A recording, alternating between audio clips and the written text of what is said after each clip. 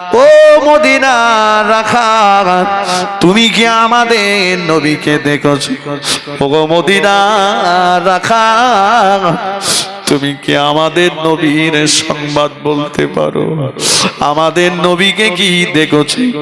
Medina রাখাল বলল, আপনাদের নবী, আপনাদের নবী বলতে পারবো না আপনাদের নবীর খবর।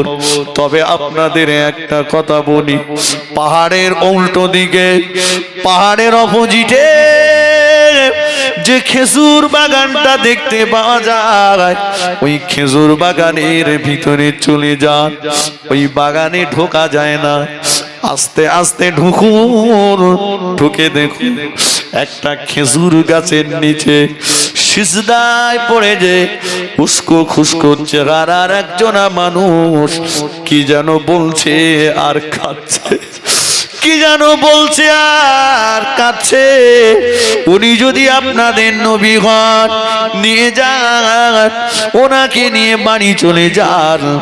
কেননা ওনার কান্নার আওয়াজ পেয়ে আমার পালের ভিতরে যত মেষ, দুম্বা, ছাগল, ভেড়া ছিল, কেউ তারা আর খাওয়ারে মুখ দেয় না। চলে যান, উনি যদি আপনাদের নবী হন, ওনাকে নিয়ে বাড়ি চলে যান।